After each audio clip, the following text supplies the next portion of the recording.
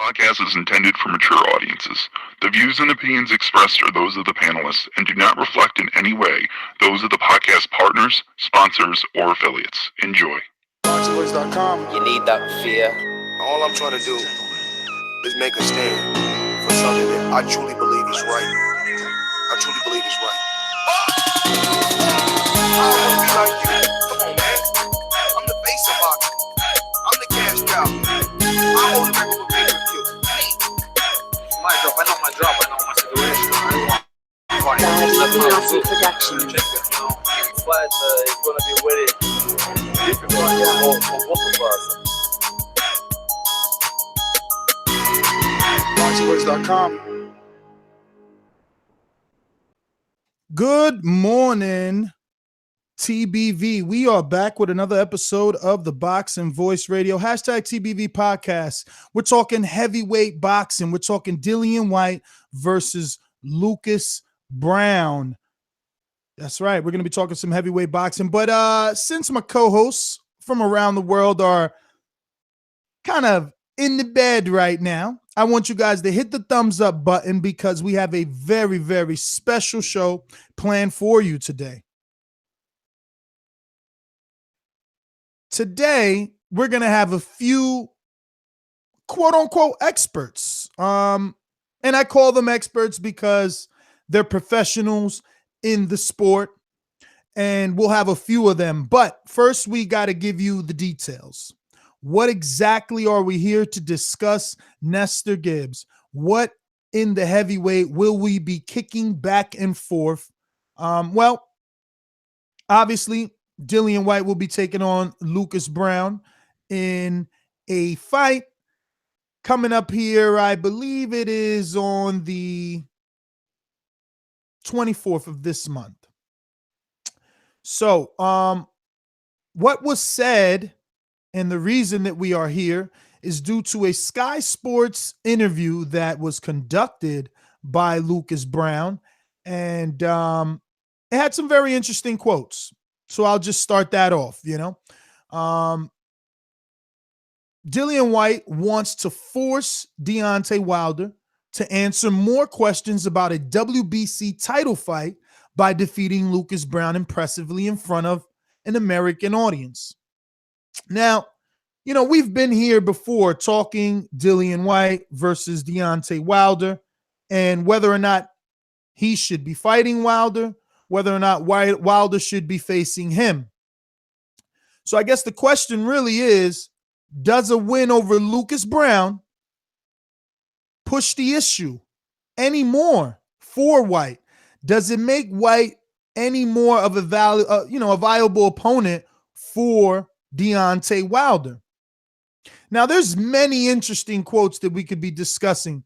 There's an interesting quote from Dillian Whyte pertaining to Anthony Joshua and his reluctance to face Deontay.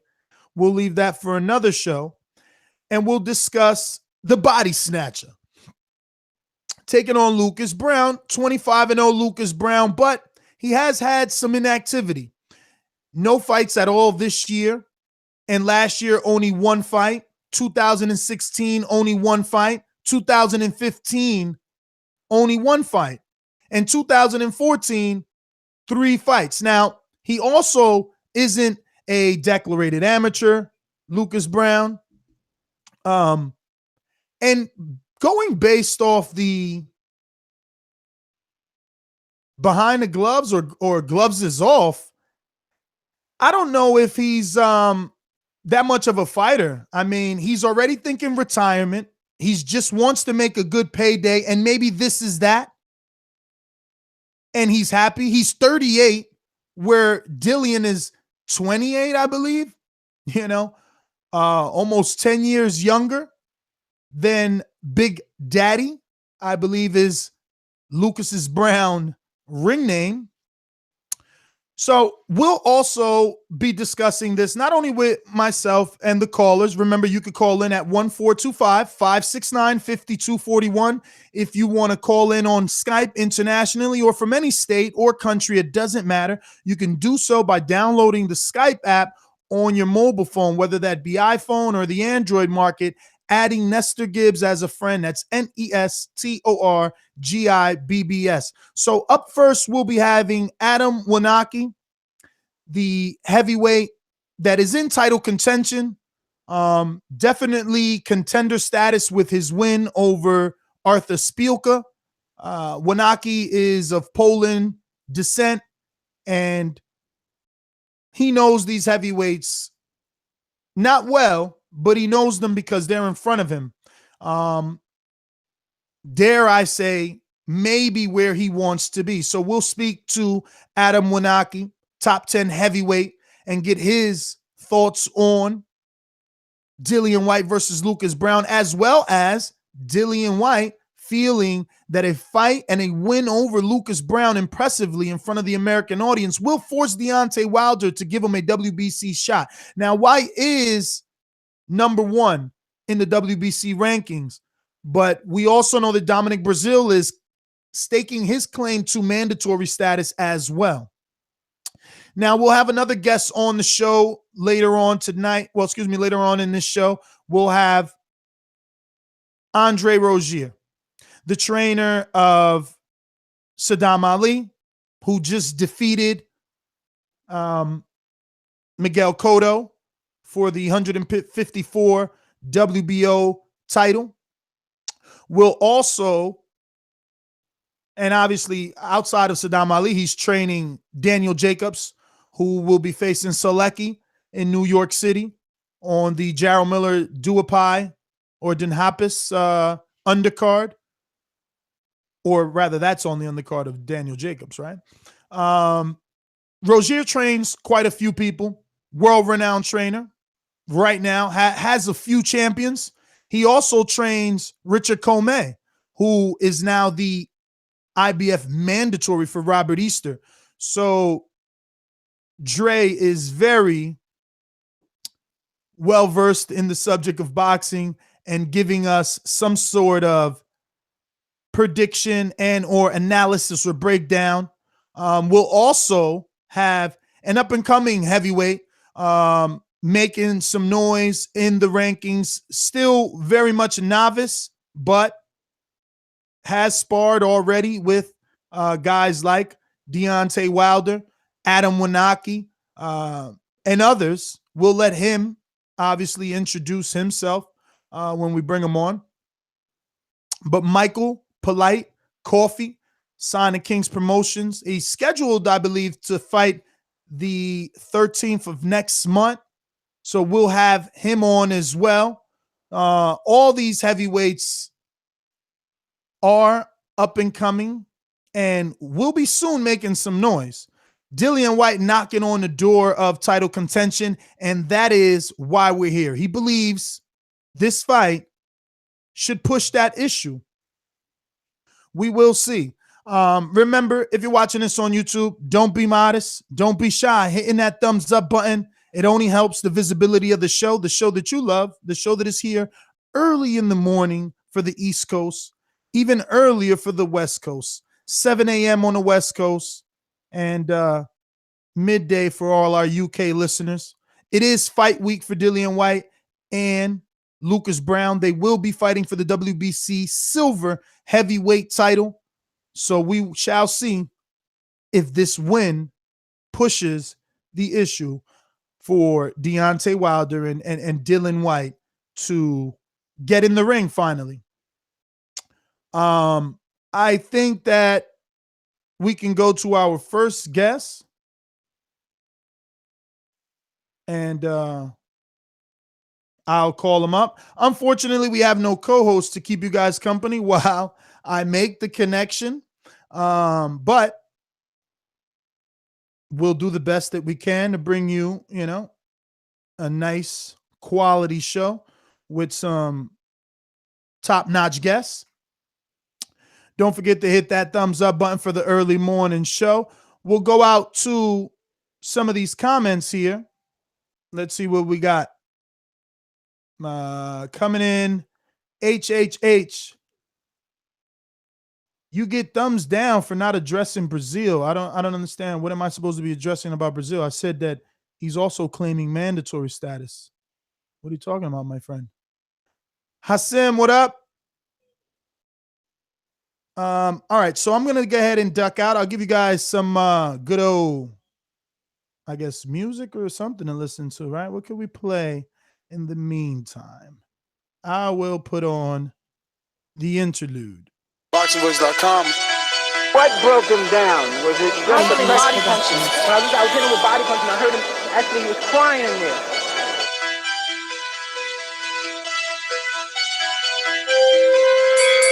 You're saying that ThaBoxingvoice.com. Gibbs was crying when you hit him? Yes. When did that happen? And perhaps the fourth round on. ThaBoxingvoice.com. So that you knew you had him by that time. Absolutely, but I knew he was tough and he was taking those punches. Quality Beyonce Productions.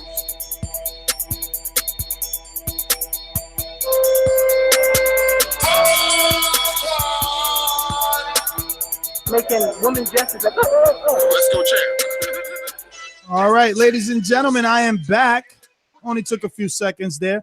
We have definitely contender status, up and coming heavyweight Adam Kownacki from the New York City area, Poland descent. Adam, how are you? Happy to have you on the show. Good morning. Good morning. How are you? I'm good. Thank you for having me on.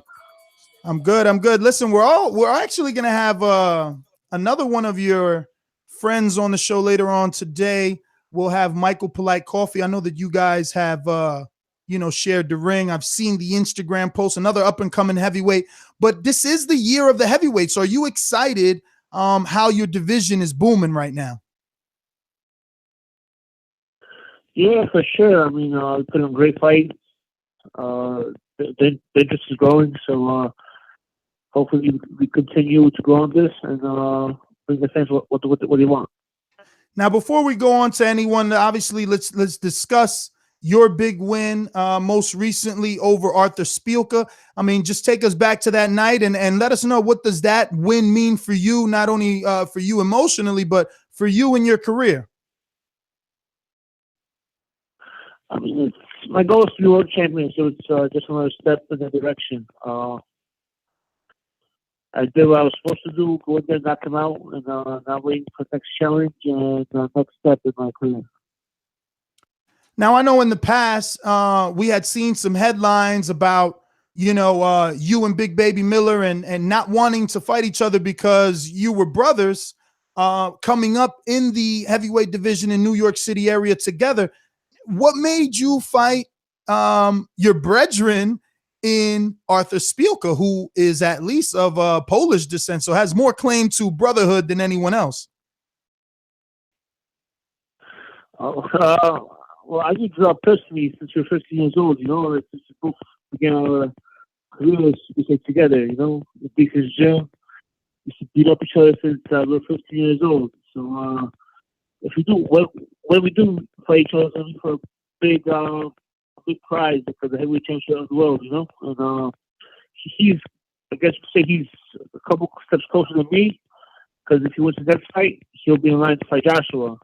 But I'm right behind him, and that'd be an awesome fight, man. He beats Joshua, I'd be Wilder, and then give a fight in Brooklyn, You see who the top dog is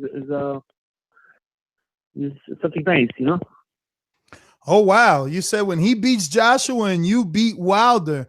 So that is the plan. You're looking to, I guess, climb the rankings in the WBC to get a shot at Deontay Wilder, or do you expect to get a volunteer defense versus Wilder? Out of the current federations, I'm ranked higher than WBC. So that's where I'm planning to go, So where are you ranked in the WBC as of right now? Currently number 9. Number 9. So I obviously have you here to discuss number 1 ranked WBC contender, Dillian Whyte, who's going to be facing Lucas Browne on the 24th.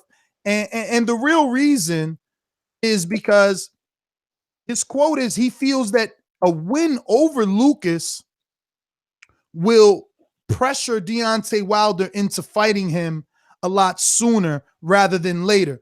Do you feel that? Do you feel that Lucas Browne and his inactivity will be enough to, I guess, put Dillian Whyte in the eyes of the American public and make Deontay Wilder want to face him?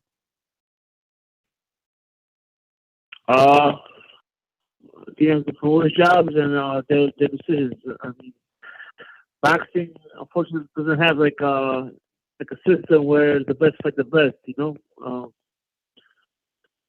So hopefully, eventually, things will work out, and whoever deserves to fight each other, they'll fight each other. You know, hopefully, there'll be one champion in the future, and kind of brackets like they do in the NBA or something. You know, where the best fight the best. So your fans deserve having one champion. Your opinion is brackets is a way to kind of fix things. Yeah, I think with the WBSS tournament was perfect. I mean, after the main event, I mean, after the finals, you're gonna have one true cruiserweight champion, which is good, you know. I think instead of having all these alphabet bouts and having 20 champions, and you speak to a regular fan, and he's a cruiserweight champion. Well, you have Deontay Wilder, Joshua Parker, and Joshua, right? Yeah. Now it was kind of like confusing for a bit. Do you see something like that happening in the heavyweight division? Being as though the Joshua is such a franchise, do you see him and Deontay Wilder, who are the, you know, and Joseph Parker right now, obviously, are the three champions? You see them getting in a WBSS World Boxing Super Series for the Muhammad Ali type trophy tournament? You think that those guys would be willing to do something like that? No. They have, I think, too much. So. Yeah, that definitely is a lot. But listen, man, I need you to answer that question. Do you think a win over Lucas Browne is the best way to get to Deontay Wilder for Dillian Whyte? You think that a win over Browne is enough for Dillian Whyte to get that fight? Lucas Browne is ranked number 13th. I mean, I guess he should fight somebody like Dominic Brazil, number 2 guy, right? Well, it's only in the top 10, not somebody outside of the top 10 where Lucas Browne is. So, no, I don't think there's a step. But Dillian Whyte has been proving himself. He's been putting in good fights, and I guess with this win, it takes him one step closer, you know? Now, is a Dillian Whyte fight for you? Let's say he gets past Lucas Browne Saturday night, the 24th, and they need an in-between fight. They want that Wilder fight. Wilder's ignoring. Wilder's trying to stay available for Anthony Joshua, winner of Joseph Parker. Does Adam Kownacki consider Dillian Whyte a big fight? Would you travel to the UK for that fight? Yeah, I mean, for sure. I mean, if the opportunity comes and everything makes sense, why not? He's ranked number 1 in WBC, so if we'll be made a eliminator where the winner gets Wilder, of course. Sounds good. Sounds good. Listen, Adam, I want to thank you, obviously, for coming on the show, brother. Keep doing what you're doing. Remain undefeated. Work hard. I can't wait till you get your shot. You're ranked in the WBC. Hopefully you do get a Dillian or someone coming up, man. If you got any social media, please give it out so all these guys listening can definitely follow you if they do not do so already.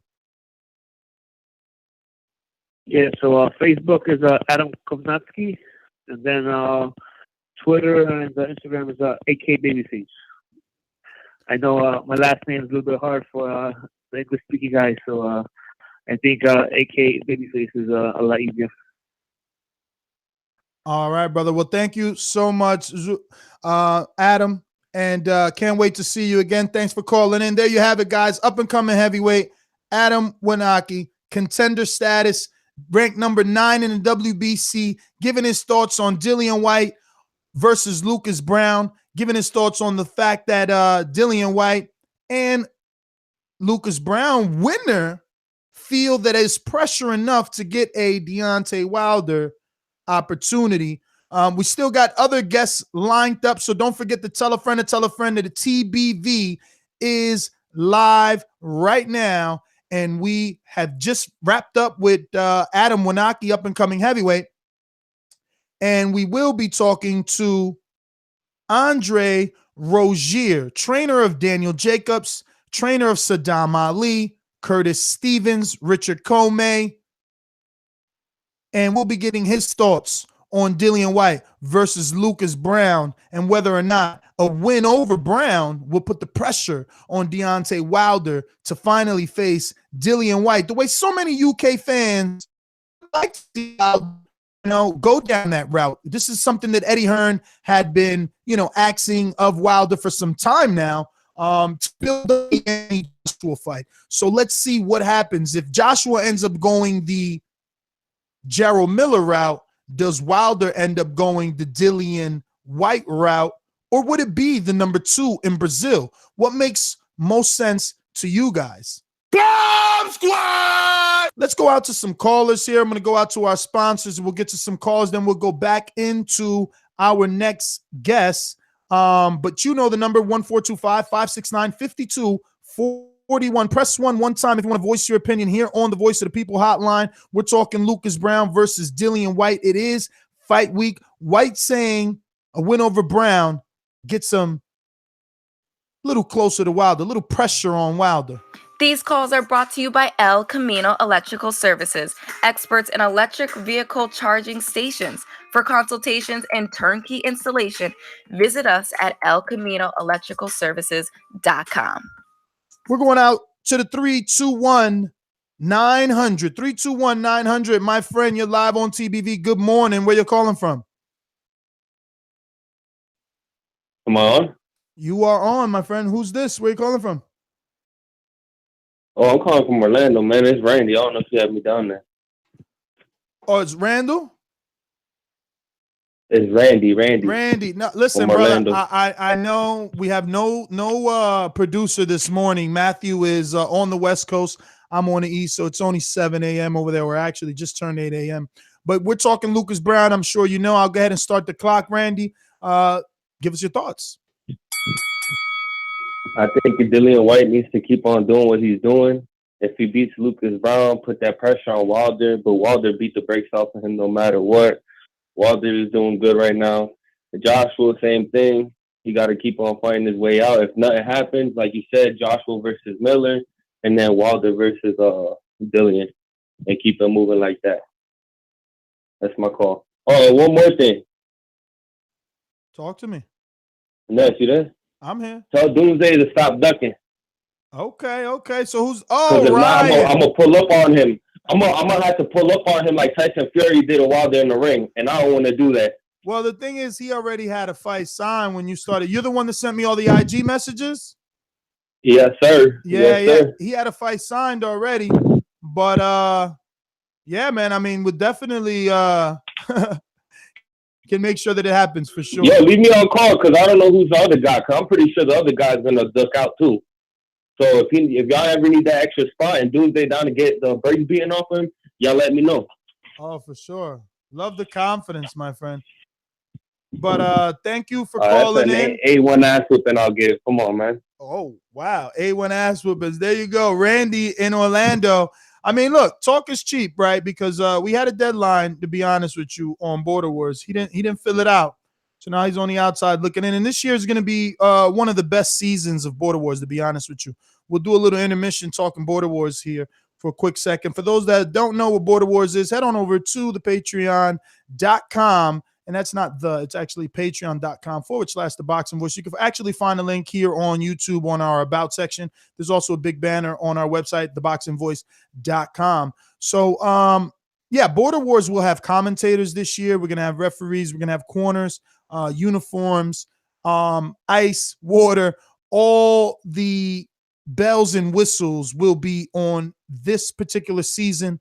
We're looking to make it our best season. We had a lot of eyes on Border Wars 2, and we got a couple of sponsors, so we're going to do things a little bit better this time around. So those that signed in or signed up, you're in for a real treat. It's going to be something that you will cherish for the rest of your life for sure, something you could tell your children or at least show them because it will be recorded, right? We're going to have the great Mickey Caparelli doing it one more time. We're going to go out to the 314-250. Good morning, my friend. Who's this? Where are you calling from? What's going on? This is Judah calling from St. Louis. Judah from St. Louis. Talk to us. I just want to get on this whole case with like what's the whole deal with Whyte trying to get this bout with Wilder when Wilder don't really have to prove anything to anybody. This cat Wilder got 40 fights with 40 knockouts. If you count Stavern twice, because he didn't fight nobody else. He fought Stavern twice, so I count that as 40-40. Because he fought him again and he got the knockout on him again, so I count that as 40-40. But what I'm saying is Wilder, he don't really have to prove anything, yo. Joshua still is the one that we still got to see more from. They saying Wilder fought all these bums, but if you look at it, Wilder, he out there in the media, he calling all these cats out. Ain't nobody responding. But at the same time, you still got all these fanboys saying, "Oh, Wilder's a bum. He don't want to fight Joshua." Where's the other people trying to negotiate these deals? That why ain't they reaching up?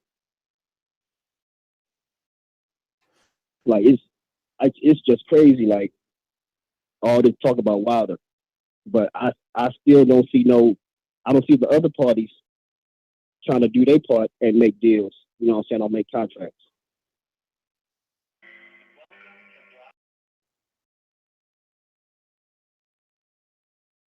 I hear you, brother.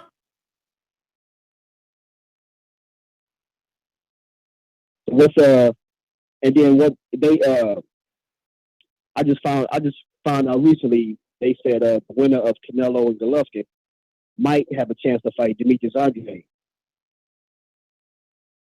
Yeah, I don't know if I believe that. Oh yeah. It's just some in the air. I just heard it over the news. Like I said, I don't know how true it is, but I just found it out like 15, 20 minutes ago. Yeah, like I said, man, I don't know if that's true, but we will confirm if it happens to be. Oh yeah, I'll be listening.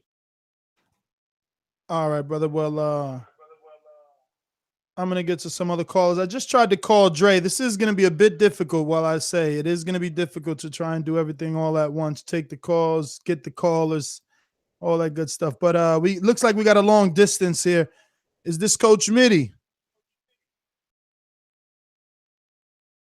Hello? Yes, someone in the UK, yeah? Yeah, I'm in the UK, man. Talk to us, brother. What's your name? Where you calling from? I'm in the UK, but I'm from over there. I'm from Hertfordshire in England. Cool. And what's your name? My name's Jeff. Jeff? Yeah, my name is All Jay. right. Jay. Jay, take it away, brother. Yeah. I was just gonna say, man, I really like the videos y'all do and everything. And to be honest, when they first wanted this fight with Whyte and Wilder, I didn't like it. I thought it was garbage. But to be honest, I don't really like the AJ fight. I don't like it anymore because if he doesn't want to fight Wilder, I don't really think they should fight because Wilder's just going to destroy him if he really is scared of him. And if not, then let somebody who actually wants to go in and brawl with him fight him, because if Whyte really means what he's talking and he can beat Lucas Browne, who's undefeated and former champion and got knockout power, then I think it'd be a good fight because he'd go down swinging either way. I wouldn't want to see a fight where someone will go in there with Wilder and just try to coast it and try to go in the late rounds and just make it like a boring fight. What do you guys think? I mean, if he could get past Whyte and look good, I wouldn't mind it because we all know it leads to the AJ fight, and that's what we want to believe.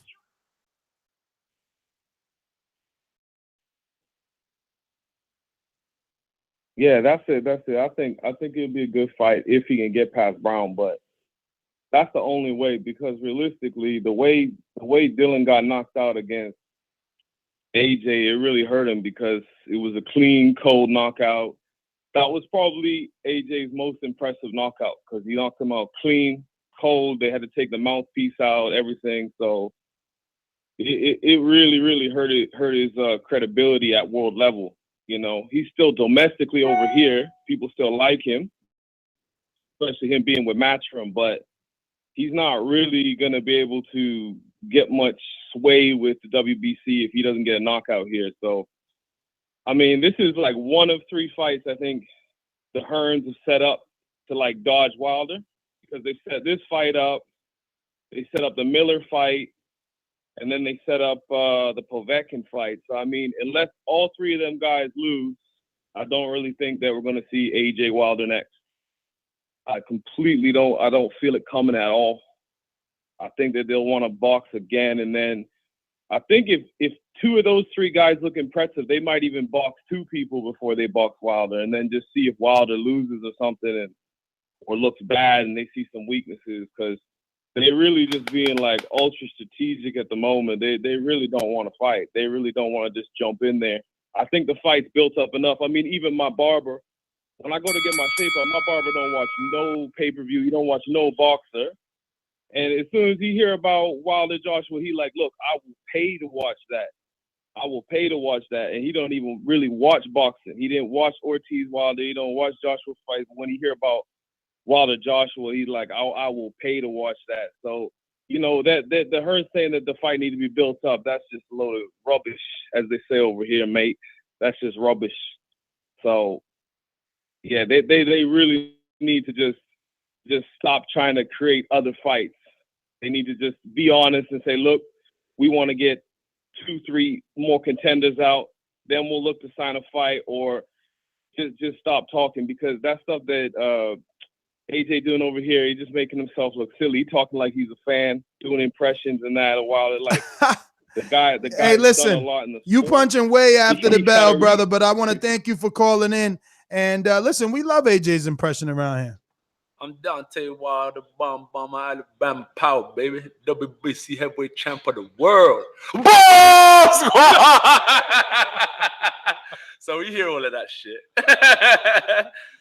We're going out to the 647-523, 647-523. You are live on TBV. Good morning. Who's this? Where you calling from? What up? Steve from Toronto. T from Toronto. What up, baby? It's been a minute. I mean, actually, you just started calling back in, which is good, brother. Talk to me. Yeah, Lucas Browne versus Dillian Whyte. Dillian expects that a win impressively gets him a Deontay Wilder shot. Now, remember, he's already the WBC #1 contender. Honestly, I feel like this is just another roadblock for the AJ Wilder fight. I wouldn't be surprised if Hearn is telling him, hey, man, push this angle, because this is the only title shot you're going to get, because you already lost to AJ. And if AJ has all the other belts, he's not going to get another title shot. So Dillian Whyte kind of has to do this in order to get another title shot if he wants to be world champion. That's the only chance he's going to get to fight Anthony Joshua. So I feel like this is like kind of orchestrated, or just put in his ear like, hey, man, push this fight as much as possible.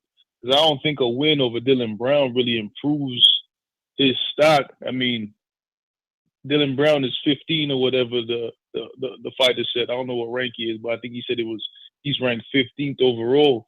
What does a win against somebody that far below you do for your stock? Well, Dillian Whyte is #1. He's from the UK, and Lucas Browne is from Australia, and he's the one that's probably closer to the 15. We'll see what my good friends at BoxRec have. Right. But that's what I'm saying. BoxRec right? does have him at 15. Whyte, exactly. So if you're Dillian Whyte and you're ranked above somebody and you beat somebody who's 14 spots below you or 15 spots below you, that don't do shit for your stock. I don't care what he do to him. He's supposed to do that if that dude's ranked that far below him. You know what I'm saying? So, I mean, not to mention Lucas Browne has fought one time for the last 3 years, like once per year. Exactly. It's all smoke and mirrors, man. This is just deterring us or trying to steer us away from the AJ Wilder fight being next, is what it looked like to me. And the longer they wait, the closer Tyson Fury gets to being in shape. And if he's in shape, Hearn is going to throw him in a fight with AJ. It's local money. He's going to be promoting both of them. And if he fuck around and beat AJ, we're going to get 2 or 3 fights. And Wilder going to be sitting there with the WBC championship, knocking out a bunch of guys we know he's going to knock out. This just gets pissing me off. They ducking it. They ducking the wreck. If AJ really wants to fight, he'd be like, yo, I'm going to wash Parker. I'm not fighting again until you give me Wilder. Now nobody makes money. So give me that fight or I'm not fighting no more. He could pull rank, but he's not going to, because this way is easier. Well, T, man, thanks for calling in, brother. Great call as always. No Can't doubt. wait till the next one, man. Definitely Cinco de Mayo. We're going to be over there in Vegas, so check us out. I'm going to go to the next caller. Give me 1 minute, guys.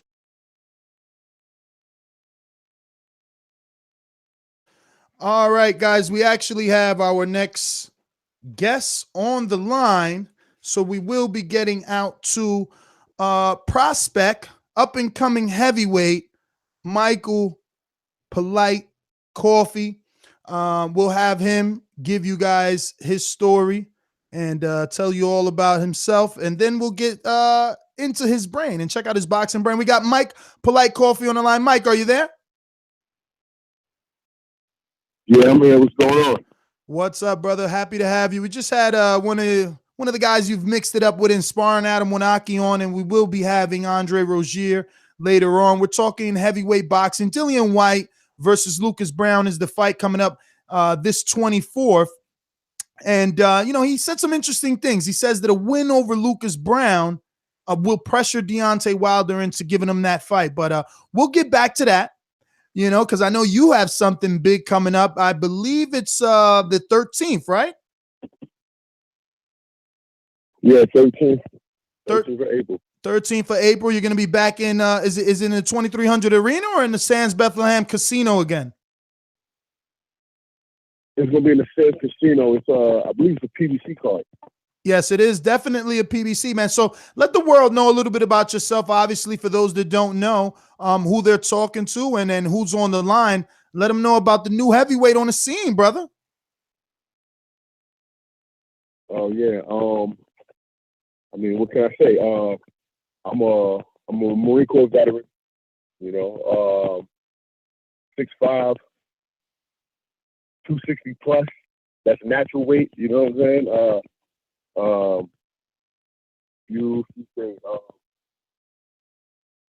Won the gloves. I beat the number 1 guy in the country, unanimously. I don't know. It's not too much to say. I've been in the game a short period of time, but I've been fortunate enough to mix it up with some heavy hitters. I've been in the ring sparring with like some of the top 10 heavyweights, and I've been able to hold my own. I'm a quick learner, and I'm just ready to make noise. Now, you're a big heavyweight, right? Because we talk about, 260-something pounds. People can think back, good boxing minds can think back to when Tyson Fury first fought Derek Chisora. They both weighed about 268, but they didn't look like you. I've met you personally. I've watched you mix it up with Deontay Wilder, not on one occasion, but multiple. I've seen your size and your boxing IQ. You're not the average 260. You're very muscular. Now, I don't know, for those that don't know, is this, the Marine Corps? Did that do it for you? Have you always been into bodybuilding, or is this just your natural physique? Because people in the boxing world see muscles and right away they start thinking, fatigue and muscles need oxygen. So just give us a little backstory on the physique of Michael Polite Coffee. Well, as far as my physique, this is my natural size. To be honest with you, Marine. I was like this before the Marine Corps, so it's not like this. This is not a situation where I'm putting on muscle to fight. I've always walked around with muscle on me. I mean, to give you like insight, I was about 220 when I was 14, and that was muscle. I played football, ran track, played basketball, so I was athletic, so I'm actually accustomed to carrying around the weight, by the time I was a grown man, my natural, the natural weight that I was walking around at was about like 270, 276. So me being 260 is actually me being light, due to the boxing training. Now, just tell us how you got into boxing, because you're fairly young in boxing per se, you know what I mean? Like, I've spoken to, world-renowned trainers that feel that boxers in the heavyweight division aren't in their prime to around 33. So how'd you get started? Okay. And just what's your goal? Well, how I got started was it's actually pretty crazy because it was really by chance, to be honest with you. I have a buddy of mine from the Marine Corps and everything. He always would tell me, "Yo, you should box. You should box. You should be boxing or whatever." And I would always pretty much brush it off because I like boxing. I like watching boxing, but I never imagined myself boxing because growing up where I grew up, you always if you saw yourself playing sports, it was always like those go-to sports, which especially for someone my size, it was always like football, maybe basketball or something like that. You not around my way, no one really was talking about becoming boxers, at least not around me. And so, but my buddy, he kept bringing that to me. He kept saying, "Yo, you should box." So then one day, he actually he came to me this time and said, "Hey, I signed you up for the Golden Gloves, and I already paid the registration fee, so you got to do it." Pretty much how he came at me. And so I looked at him crazy, like, what? And then he was like, "Yeah, I already paid, so you got to do it." So then I was like, all right, that's pretty much, that was my response. So I was like, all right, so I guess we got to find a gym, because I could fight. And I always tell people, I've been able to fight. I just need to learn how to box because there's a clear difference, and so we drove around looking for a gym. And that's pretty much how I linked up with my trainers now is, it was like a by chance type thing. And we've been rolling ever since. Rolling ever since you have, man. So how'd you end up doing in that Golden Gloves they secretly signed you up to and surprised you with?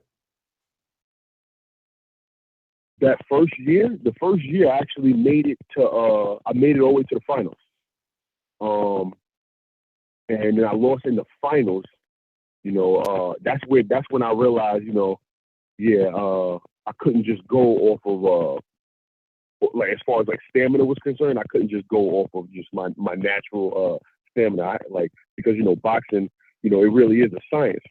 And you're gonna come across guys who are smart and they see somebody like me and their game plan will be to take me into deep water, and so that opened my eyes to that, and so that's when I had to rev up the whole strength and conditioning, cardiovascular, and everything like that. So then I did it again. Well, this time I went open class.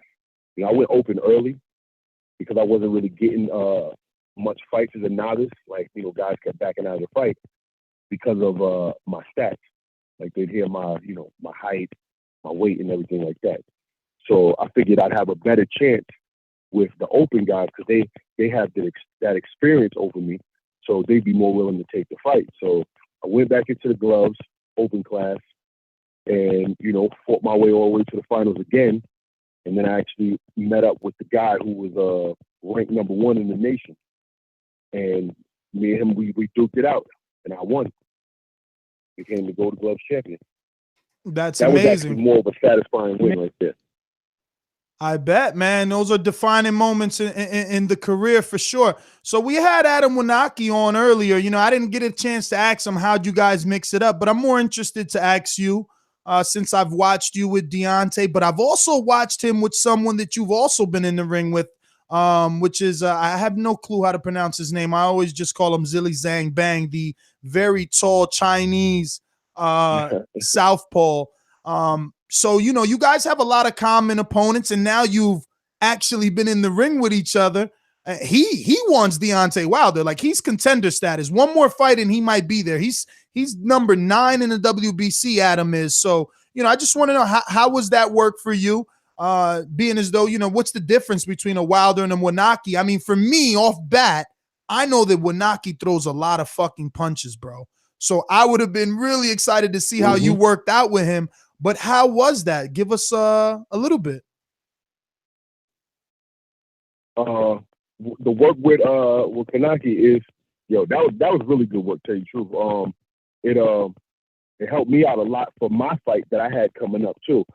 He's the type of guy, like, you don't get a moment's rest. He's constant pressure, which I like, you know. I always tell my trainers that, like, you know, like, pushing harder and harder, it hurts while you're doing it, but afterwards I get this, you know, sense of satisfaction, you know what I'm saying, knowing that, you know, I was able to, you know, put it all out there or whatever, you know, and that end result. So with me and Adam, we mixed it up for about I think like a month and a half leading up to his fight. And I think damn, that's a lot of rounds, bro. How many rounds you think that was? Rounds. Altogether, how many rounds you think you sparred with Adam? We did 5 rounds at a time. Oh, in total? Yeah, total. I don't know, like maybe 40. Wow. Bro, you're getting some really good experience, man. How'd you hook up with your team? Yeah. Because, you know, honestly, we got to give credit to your team.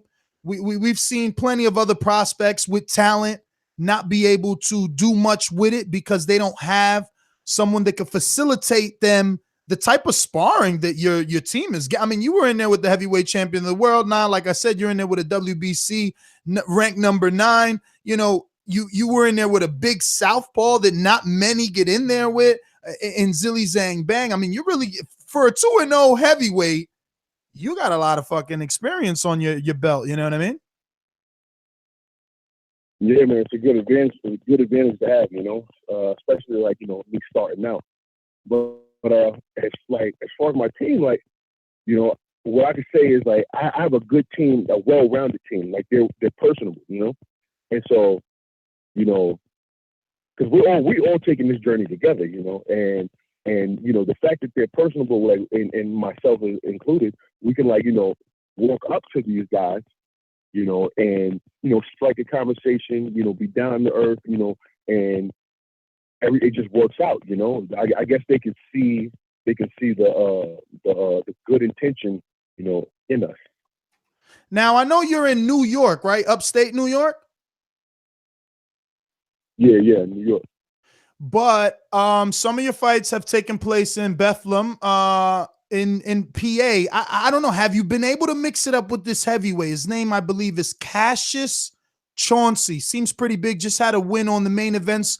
Sergey Kovalev and you know, Sullivan Barrera and Bivol undercard. He was on there. Have you heard of him? He's from the Baltimore area. His trainer is Calvin Ford, the trainer of Gervonta Davis.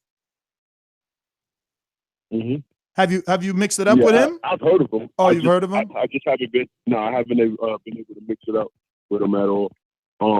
We want to get out there though. We had an opportunity to go out there and spar with Travis Kaufman, but it got canceled because of yeah, I heard about that one. There was something going on. I guess his trainer wasn't able to be there, something like that. So but yeah, I'm always down to like travel and mix it up with these different heavyweights. I actually recently got an opportunity to go to Poland and mix it up with I can't really pronounce his name. But he's one of the top. He's another top guy. Johan Duapai? I got his name though. But I had no. Like if you say it, I'll definitely. Is it the guy that was supposed to fight Deontay once upon a time, like Andres Warchek or something like that? Did he test it positive one time? Adam. Thomas Adamek. Thomas Adamek. There we go. I think that's him right there. Yeah, and yeah, I had opportunity to go into his camp. I think it was like last week. I got the call, but it was like last minute, and I was still down to do it. But then, I my passport wasn't in order, so it wasn't gonna be able to happen. But that definitely sucks, man. It's funny you bring that up. I just took my passport pictures yesterday. I want to be able to take them. Definitely, man. You got to jump on them, man. I just want to be able to take every opportunity. You have to, especially at this stage. Listen, so let's talk a little bit here about Dillian Whyte and Lucas Browne. What do you think about that heavyweight matchup? Obviously, Dillian Whyte is the WBC #1 contender. So, all he's got to do is continue to win, and he should be getting a shot at a title here. What do you think of this matchup? And like you said, you watch boxing, you're a boxing fan. So will you be tuned in March 24th? Yeah, definitely.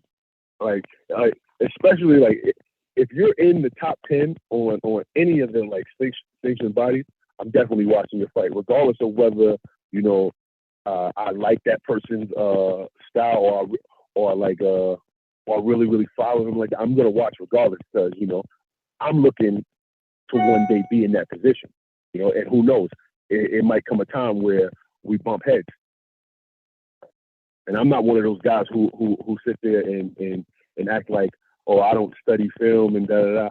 I'm watching stuff every day. There's not a day that goes by that I don't watch boxing. Oh, well, let us know, man. Don't keep us waiting. How is this one going to play out in your opinion? How does Dillian Whyte, Lucas Browne play out? All right, so the way I look at it with both of them, from what I've seen, they have their styles match up good. Styles make fights. So both of their styles match up good. They're not crazy mobile or whatever like that. So they're gonna be in front of each other, throwing punches. I think that Dillian Whyte might wind up getting it, but I think it'll be decision. It's not gonna be. I don't think you're gonna see no knockout. Now, did you see Dillian Whyte's last fight with Lainez? Yes. What I've were seen his you? last couple fights. Oh, you've seen his last couple. Are you impressed with Dillian Whyte as an opponent, not an opponent, but a contender? No, to be honest with you, no, I'm not. You know what I'm saying? True. I can see myself fighting Dillian Whyte, in due time, obviously, because I gotta earn my stripes. But I can see myself fighting Dillian Whyte and winning.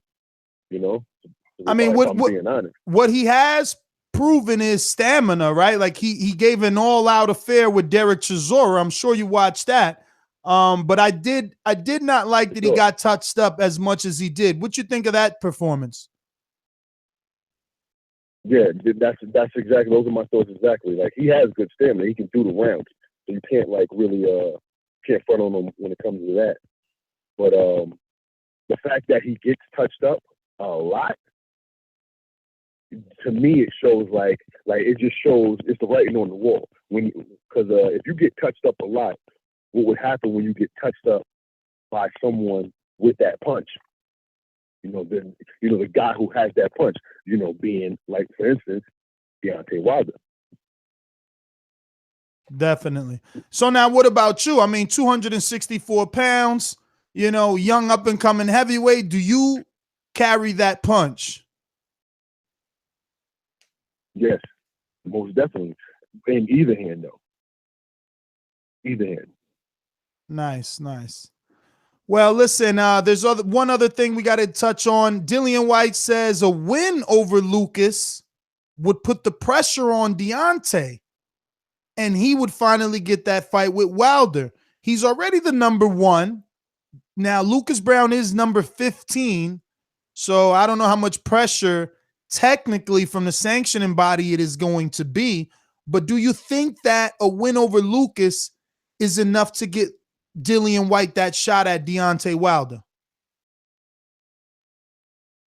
I mean, I get that he's #1 by the WBC, but I don't think so. He's not fighting a guy that's in the top 10. I really don't think so. You know, and especially if you go off of his just go off of his last 3 performances. You know, I don't think it puts any pressure on Deontay to fight him. Everybody knows the fight that they want to see involving Deontay next. You know, and I personally think that's the fight that should be next. But I don't know. You know, I talk about it with my guys all the time, but I don't think that's what's going to wind up happening. Yeah, there's rumors about Jarrell Miller making a U.S. debut with Anthony Joshua. That's what I think they're going to take. Yeah, I think they're going to take that. But then doesn't it make sense if that were to happen? Doesn't it make sense for Deontay to take this Dillian Whyte fight and simultaneously, you know, show the UK public what he can do and put pressure on Anthony Joshua by fighting a common opponent and trying to defeat him in better fashion? I mean, whether it makes sense or not, I'm not going to be the judge of that. But I will say this: if it were me and I were in that position, and they messed around and didn't give me the Joshua fight, especially after they said I needed to prove myself, and then I go out and I beat, like, you know, the boogeyman of the division. Then if it were me, yeah, I would take the fight with Dillian Whyte, but I would probably take the fight in the UK. I'd make sure it was in the UK. Do damage out there, and in that way, it also eliminates the whole whether I could fight overseas and stuff like that. You know, it'll eliminate. It's 2 birds with 1 stone right there. You know, and then at that point, what can you say? Definitely. Listen, man, I want to thank you, obviously, for giving us the time early in the morning. There you have it, ladies and gentlemen. Michael Polite Coffee, up-and-coming heavyweight, scheduled for April 13th, Sands Bethlehem Casino. It's going to be a King's Promotion card, PBC. Check him out. Mike, any social media where these guys can see this whole 264-pound package that's coming to destroy the heavyweight division? Oh, yeah, definitely. Hey, Instagram is Mike Coffee Time. And Facebook is Mike Polite. That's it. Mike, man, thank you again. Have a good day, brother. And I'm going to get out to that gym to check you out for sure firsthand, brother. Bless. There you have it, ladies and gentlemen. Michael Polite Café. For those that don't know, coffee in Spanish is café. But that was good. We got Dre ready as well. I'm going to go out to some callers, mix it up a bit before we get to our next guest, because he's calling me as we speak right now. He's definitely calling me. I see you there, Dre. Give me 1 second. I'm going to get you on this live show. We're going to go out to a caller while I talk to my good friend here, Andre Rozier, and get everything lined up. Dollar DiBiase Productions. BJ was gonna beat me, then yeah, you think he's gonna beat me. He got smashed. Why is Wilder sold out 90,000? This guy has been pro for like 8 years, 9 years.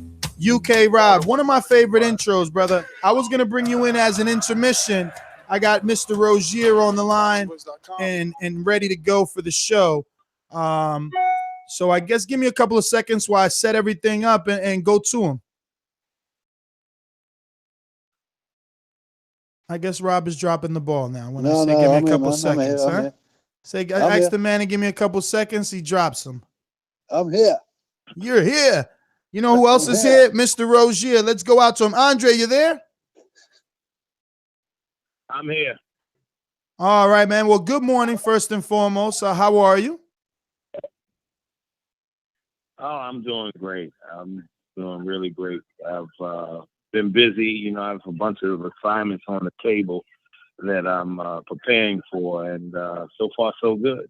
Man, talk about busy and doing great. I actually feel blessed just to be on the outside looking in and having to be able to, you know, have known you for so many years. And here we are, fast forward, you know, you have obviously Daniel Jacobs, who many consider a champion, has already been a champion. Then you have the true essence of boxing when it comes to story in Saddam Ali. after his first defeat to Jesse Vargas, who scheduled to fight Adrian Broner, comes back and beats a legend in Miguel Cotto to become a junior middleweight champion. And obviously, you're now with a IBF mandatory Richard Comey, just linked up with Comey 2-3 fights later. You got him back in title contention. Dre, you're pretty hot right now. Yeah, well, it's what I do. I don't consider it anything more than what I've always done. I attest to teaching boxing because I love it so much and been a practitioner of it for so long. And I've been fortunate enough to have God place in my hands some wonderful young men who adhere to my training capability, and so far so good. We're doing it. Well, I seen that you had everybody in camp. I mean, from Zachary Choa to Joe Green, Ali, Jacobs. The gym is packed, man. How are all these guys doing? I know Daniel has a big assignment with Selecki, and then you got obviously Ali now just had his fight announced with Liam Smith. I mean, you're busy, but tell us, how are these fighters doing? Oh, they're doing very well. I just got Joe Green back in the mix, and of course Curtis helped us out with Saddam and his preparation for Cotto, and we're trying to get some work for him. We're going to move him down to 54, and there's a bunch of work if it can take place at that weight for him. And we're just going to keep doing what we have to do. I've got my whole team actually back, and it's a great feeling. I got a fantastic family of fighters. You do, man. And they all get to kind of mix it up, and iron sharpens iron. But we're here to talk a little bit of heavyweight boxing. We wanted to get your thoughts as a world-renowned trainer, as a boxing mind, to give us your thoughts on Dillian Whyte versus Lucas Browne. Heavyweights are booming. Big Baby Miller, Jarrell Miller, real close, you being from the New York City area. Just talk to us a little bit about this matchup, Dillian Whyte, Lucas Browne, and then who do you think will be the victor come Saturday night, March 24th? Well, I'm sort of leaning towards Whyte. Lucas it's a tough fight. I mean, all of these heavyweight fights that are coming up on the horizon are really, really tough. All the world title fights. You have Joshua and Parker at the end of the month. That's a tough fight. Even though people are leaning heavily towards Joshua, Parker is not that regular guy when it comes to heavyweights. He's skilled, he's mobile, and he puts punches together very well.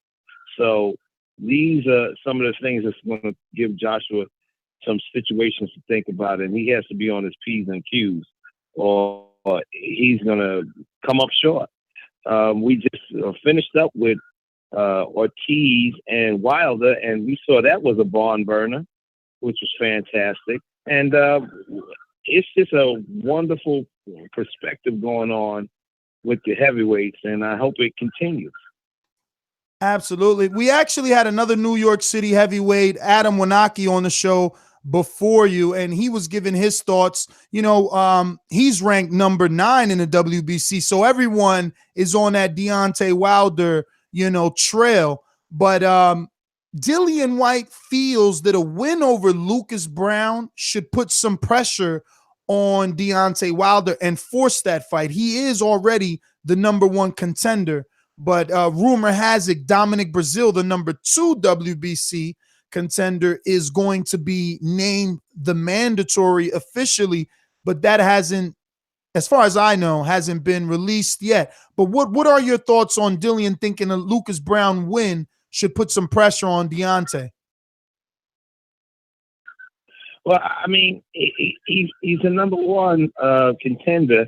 That should be honored, and this is one of the things that I don't like about sanctioning bodies. If you work so hard to become number 1, you should be number 1. There shouldn't be a step over, a side step, none of that. You just delegitimize your actual sanctioning body by saying, oh, well, we'll give him a chance to fight for this one or that one. it needs to be adhered to. If I'm the number one, let me fight the champion. That's the bottom line. I hear you. Now, again, Big Baby, there's also rumors that he may be fighting Joshua in Brooklyn as that, Anthony Joshua U.S. debut. Do you think that happens? How strong of a possibility do you think that is? Waters, it's a very strong possibility because he's been boxing on Eddie Hearn's cards since Eddie Hearns turned his attention to the United States. So, of course, it could take place.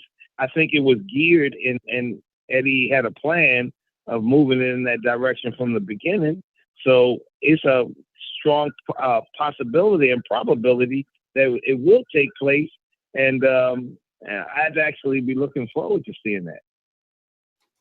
Now, obviously, the world seems to want Deontay Wilder to face Anthony Joshua, if Joshua can be victorious versus Joseph Parker March 31st here at the end of the month. But if those plans don't happen, because normally super fights take some time to come together, should then Wilder face Dillian Whyte, who is pretty popular in the UK, and more than likely his Anthony Joshua fight will end up happening in the UK if it's Wilder versus Joshua, right? Or would that first Wilder versus Joshua happen on US soil, you think? Never. Of course it's going to happen in the UK. That fight is worth almost $100 million in the UK. Why would you have it here? Where the most you'd see is maybe 15, 20,000 people, if that many, show up for the event. Whereas in England, they could fill up a football stadium with almost 100,000 people. Of course it happens in the UK. It only makes business sense for it to take place in the UK. And Joshua, at that point in time, will be a unified champion with several belts, whereas Wilder only has one. It only makes business sense for it to go in that direction. All right. Well, Dre, man, obviously, you got a lot cooking. If you want to give us a quick breakdown as to, this up and coming fight with Saddam Ali. He's taking on Liam Smith. He's a real middleweight. It's not a fading middleweight. No more critics. They can't talk anymore. Liam is actually a guy that was in there with Canelo Alvarez, so the U.S. public knows him a little bit. What's your thoughts on this matchup with Saddam Ali, your newly crowned junior middleweight champion here with the WBO strap? Well, we're preparing for Liam Smith right at this moment. And once again, this is a grand time in the Havoc stable. You have all the pieces of the puzzle together again. And believe me, these are the staunchest critics in the world, the guys that they're like family. So they give it to each other raw. It's like, if you're not working, you hear a call of work, work, work. You got to get busy. You got to take care of your business. And they're not going to allow him to be anything but the best he can be, because he spawned with all of them. And he's the littlest guy of the bunch, but he has to get it. So he's ready for this fight, and he will be ready for this fight. And not that it's a surprise, because a lot of people are seeing what Saddam is actually made of, and they're saying that Saddam is going to win the fight. And you have those that say that Liam is. But he's going to prove all the naysayers wrong, and he's going to rise to his true occasion, and he'll win this fight also. Now, that one's taking place here, or are you guys going on the road? Well, it's here in New York, but we're on the road because it's upstate New York. Oh, that's right. Turning Stone. Okay. Right. Okay. So, now, is the decision made? Is Saddam decided to stay at junior middleweight, or will this be a fight-by-fight decision with the team? Well, it's actually a fight-by-fight, but right now we're conditioning him. We're growing him into 54, and he actually is getting bigger. He was bigger than Cotto in the Cotto fight, and he'll actually end up being bigger than Liam Smith when you see him. So we're working hard on his conditioning and we're building his body. You'll see a more defined, more integrally larger athlete because he's corresponding to this weight gain. And come fight night, a lot of people will be surprised. Saddam might end up being the bigger fighter in the ring. Now, I'm assuming that he is using Chris Algieri as a nutritionist as well as Daniel Jacobs? Well, no, he's not, but Chris helps out and he gives him advice, and we're doing everything we can possible to make sure it's correct because he has a lot of his support cast is pretty incredible. So it's like he is in a no-lose situation because they're making him work. They're really, really making him work from the strength and fitness point to the actual boxing that he participates in with his fellow brethren of the gym. There's no way that he's not going to be. They're not going to let him not be ready. Let me put it to you like that. Speaking of mixing it, is Algieri getting in there with Ali? You know, he's got some good feet. You know, and I know for the last Daniel Jacobs camp, he was letting people know that, you know, he got in there with Jacobs. And I know that you told me you've been working on trying to bring Algieri to the flock as a fighter, not just, you know, as a nutritionist, and maybe things would open up for him. Has that happened yet? Well, we're actually working on. I work with Chris every day in a training and boxing aspect, and he has some contractual difficulties that he has to work through, and hopefully once he's through with that, he'll be ready to return to the ring. I'll just have him ready when it's time for him to box again. He'll be ready to step in that ring and go right to work. Now, but he hasn't started boxing yet, so we're just training. Now, I kind of know where you might lie with this. Well, actually, I don't, man. You're a bit of in a rock and a hard place. Demetrius Andrade is a guy that you've actually been in his corner for a numerous amount of his fights. I even remember when Virgil Hunter was there, you were there.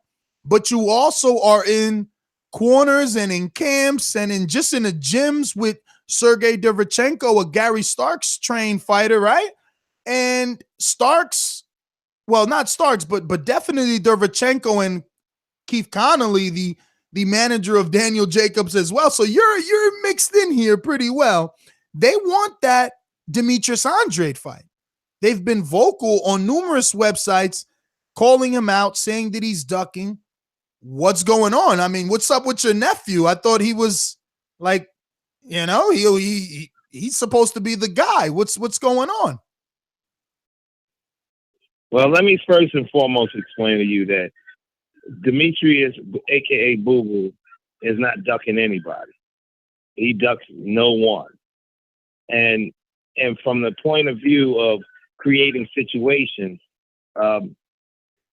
the Derevchenko is the number one mandatory to the IBF, which means the winner of the Canelo Triple G fight should be facing Derevchenko. But you know the politics and how the waters of boxing are. We all know that. And boxing is the biggest soap opera on the planet. So you might hear things that take place and didn't take place and so on and so forth. And at that point in time, it just doesn't make sense.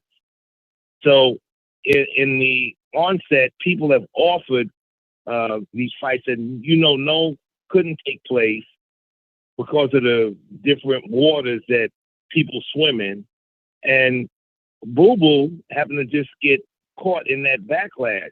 There was nothing that was agreed upon with a fight with Boo Boo and Derevchenko. That was just brought to the surface. There were other fights to be made, but they kept attacking the same issue. Needless to say that Andrade is one of the best fighters on the planet. You know that, and I know that. It's not even a second guess. He said at the time he was looking for the big waters. And they kept putting in place just to make a fight this situation. Whereas they know that it wasn't going to take place. Now it's not ever going to take place because of all the backlashing and the garbage that takes place behind the scenes. But I'll be the first one to tell you, and Derevchenko is my guy. He's my guy. I lead him into battle. Oh, so it's not Gary. And I've also worked with my nephew. Apparently, you haven't been watching his fights. When he fights, I get in the ring with him. Gotcha. So I'm the one that leads him into battle. We work with him together, but I lead him through the fight. So how does that work for you? And Because Keith Conley is actively seeking that fight though with Andrade, and everyone thinks it could happen on HBO. Listen, there's waters that are churning, and you can't listen to everything you hear, because sometimes people make noise, and it's just noise. Let me leave it like that. I got you. Sometimes Listen, they Dre. make noise, but it's just noise. But I will tell you this much, and I want to state it emphatically. Demetrius Boo Andrade, who I love, that's my nephew, he doesn't run from anybody. And he's not afraid of anybody. And God has blessed him with the capability of being one of the best fighters on the planet. You know, I was so once he gets through with go ahead. No, go ahead. I'm sorry.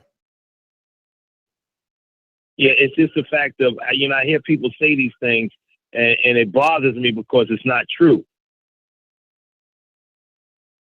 So I'll be the first one to tell you, he's not ducking anybody. The parameters that are taking place that make the waters shifty, but he's not ducking anybody. So now we got Jamal Charlo saying that Daniel Jacobs is an actor and that everything that took place at the Barclays Center was planned, and it's unfair because they told him to act a certain way, and then Daniel Jacobs acts a certain way. How much of this stuff was real? Is it WWE? And I'm okay with it. I'll just tell you right now. Look, I'm okay with you selling and bigging up and drumming up the fight. We need that. We need that. Well, I'll tell you this much. Once again, you hear people saying things that aren't true. That was not a setup situation. Nothing about it was set up. He was talking. Danny was coming in to see me, because I was working Derevchenko's corner, and Charlo was in the hallway, and that just was a chance meeting. Now, the only thing I could tell you was real was the responses. And Danny asked him, well, I'm here now. You say I'm running. You say I'm ducking you. I'm here. And you saw the response.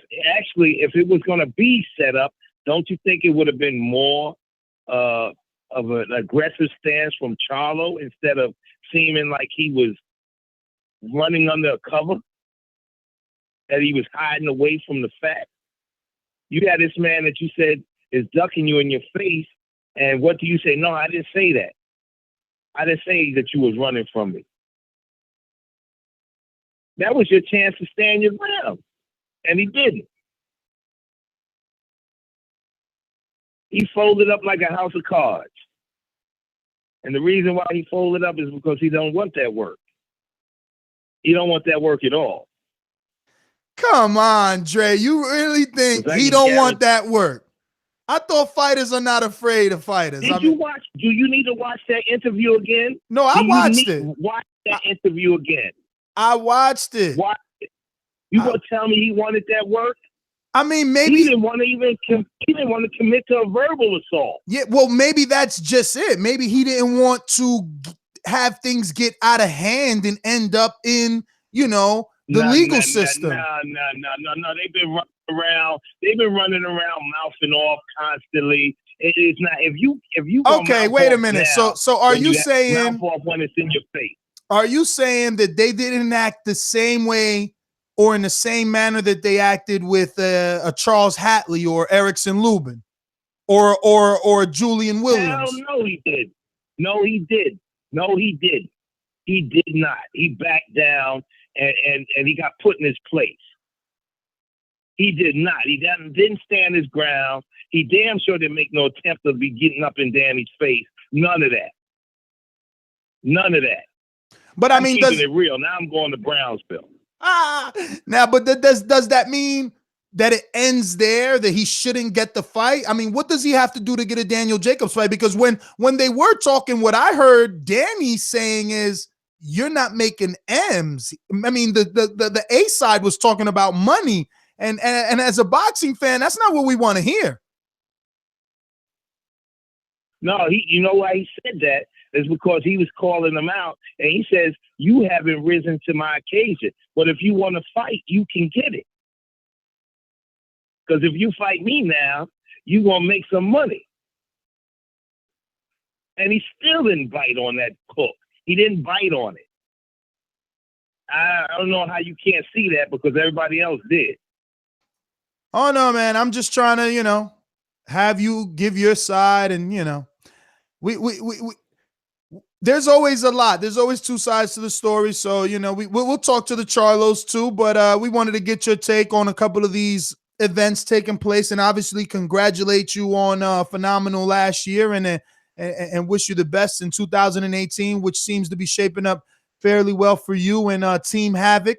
Want to thank you as always for coming on and giving me the opportunity to interview you here on the Boxing Voice. And obviously, if you're doing any social media these days, you can give it out at this time for those listening that would like to follow you and stay in touch. The only social media I deal with is Facebook. I'm not a social media buff.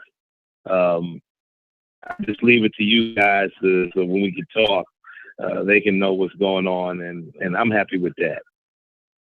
All right, Dre. Well, thank you as always for calling in and being on the show. We appreciate the time. As always, thanks again. Have a blessed day, and I'll be in touch. Much appreciation. Anytime we can rock that road. All right, brother. Well, there you have it, guys.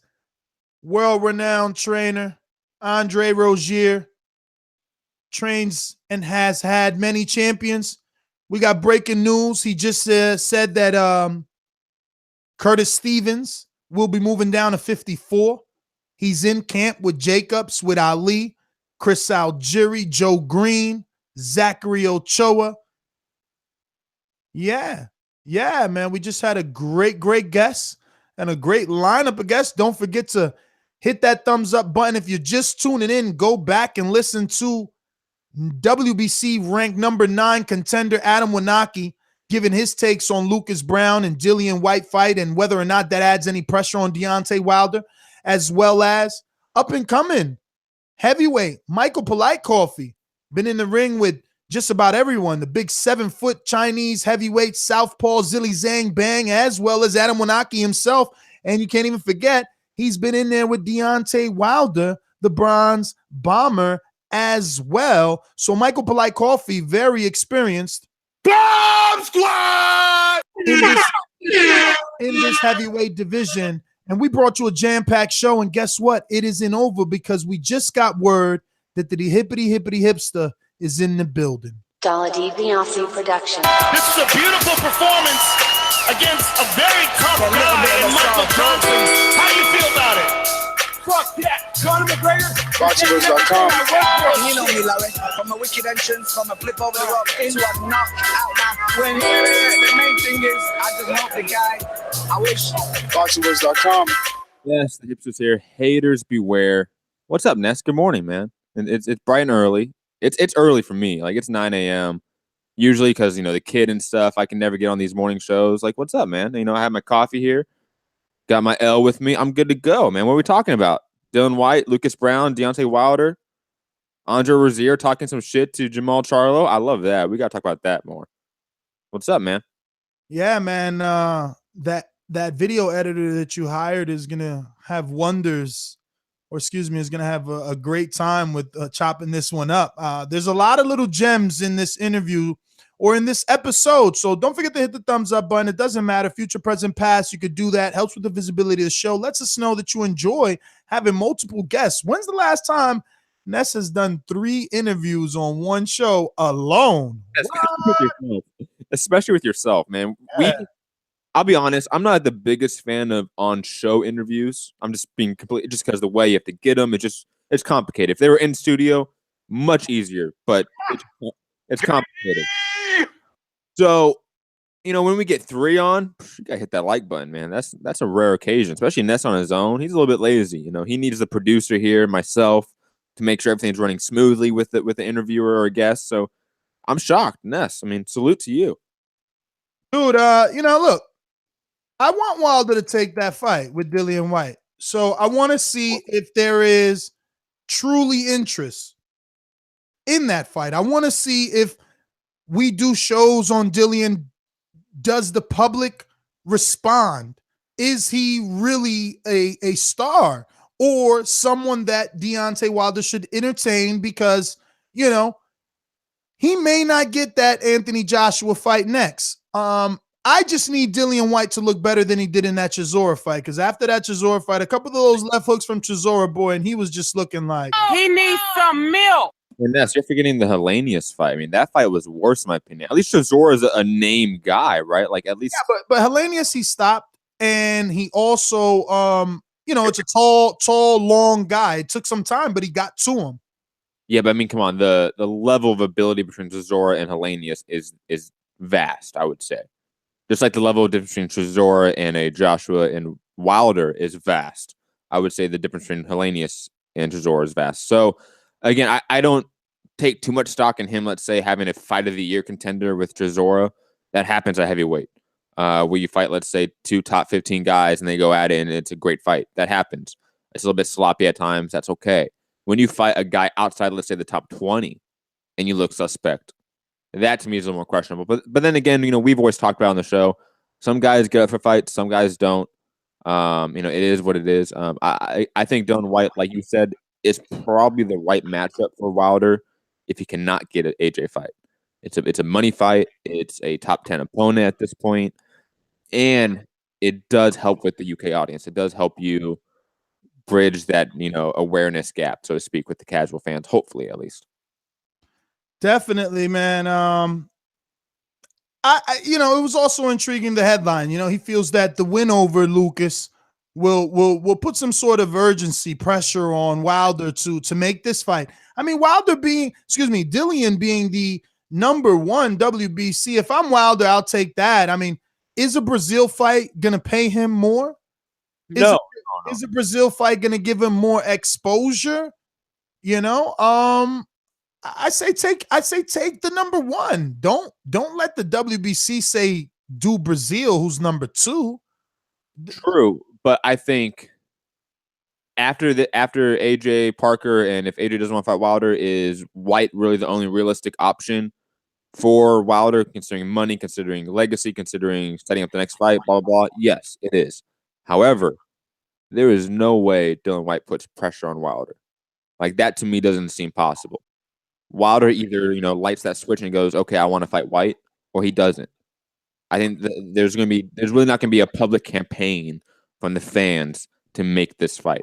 They're going to want to make Wilder Joshua. Whyte's a ancillary character in their story. He's a pawn in Eddie Hearn's chessboard to make Wilder Joshua. I think the fans sort of know that too. So that's why there's a difference in hype, difference in awareness for Whyte Wilder and Wilder Joshua. So whoa. That was weird. Yes. Yeah, you went R2D2 on us. Nah. I have a feedback though. That It's working itself out. That totally ruined my whole thing. So what I'll do is go to some callers. How about that? Before we do, we'll get to. Remember, call in 1-425-569-5241 or add Nestor Gibbs on Skype. Yes, sir. It is hard to continue developing new content and covering the sport as thorough as we do without contributions from loyal listeners like you. If you enjoyed listening to the Boxing Voice Radio and find it informative and entertaining, please consider making a donation.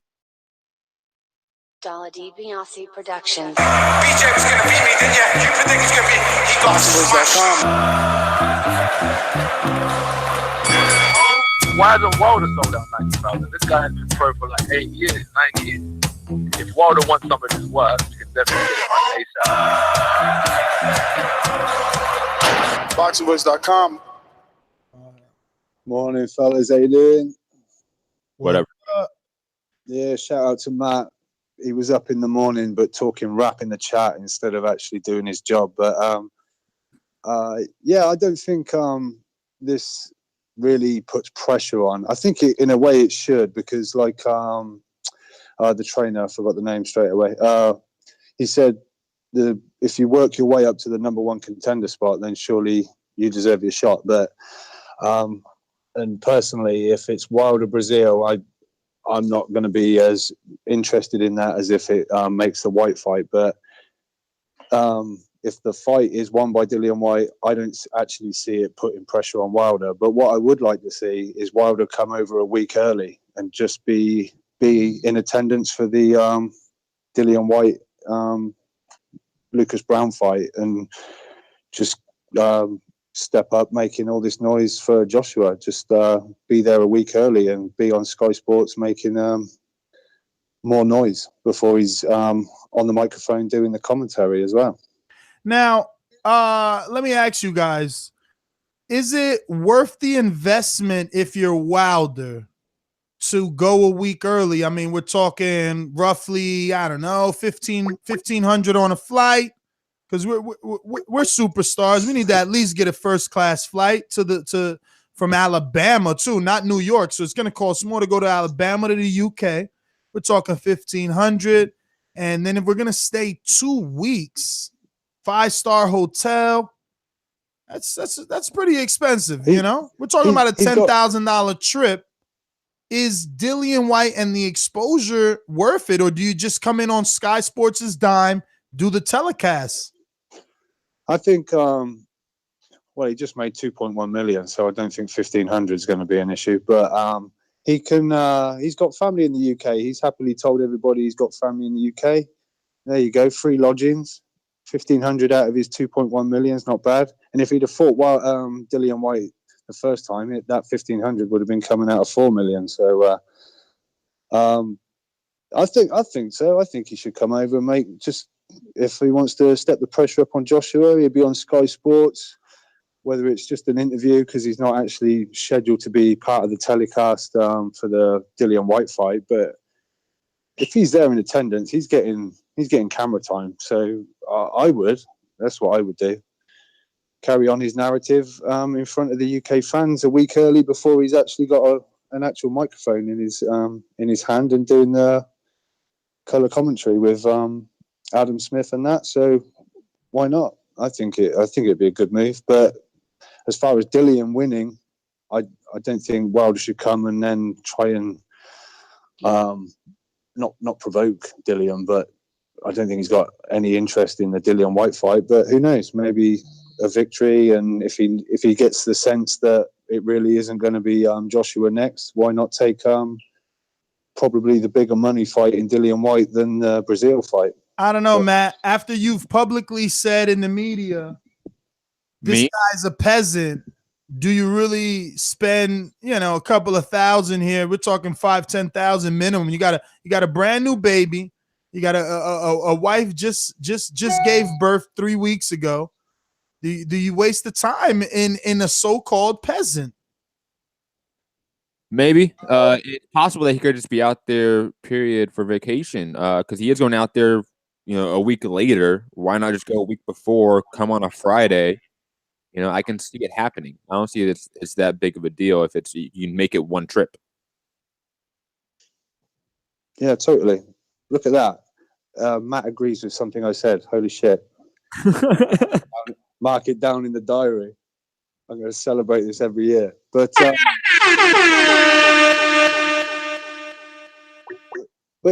I agree. I think you're talking about his new young family. If he's going to come over here and potentially crank the pressure up on Joshua, bring the whole family, make the fight, then he's going to be looking after his family in quite a few more millions if he can talk his way into the fight happening. But we're going to have to see. I think as far as AJ Wilder, I'm sure there'll be some meetings and some chat with Eddie Hearn and Wilder and whatever, and we'll see what happens.